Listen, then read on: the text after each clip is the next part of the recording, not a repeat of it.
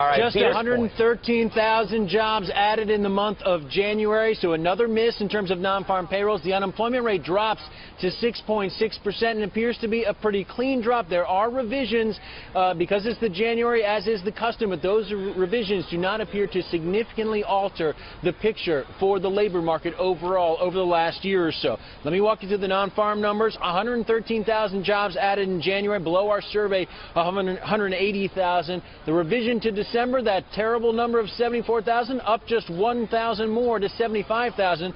There was a 33,000 job addition to November, so it was revised up to 274. The three-month average now 154,000 jobs. The 2013 average, for some perspective, 194,000 jobs. Weather was perhaps somewhat of a factor in January, but not as big a factor as it was in December. Now again, the benchmark revisions here, the seasonal revisions, first of all, they had another 136,000 to jobs in 2013, but those benchmark revisions that we were looking at, the annual ones, the impact was minor, according to the Labor Department, once you factor in a host of issues. Now, the household survey, again, we dropped to 6.6%, down from 6.7%.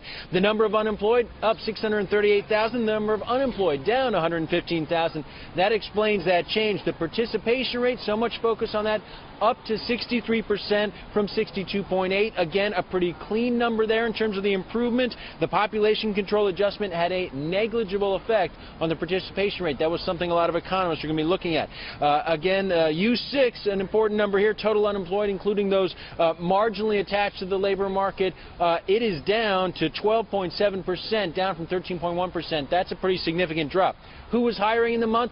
Big pop for construction, up 48,000. It was down 22,000 in December. Manufacturing gained 21,000. Professional and business services up 36,000. Leisure and hospitality up 24,000. Who was firing last month?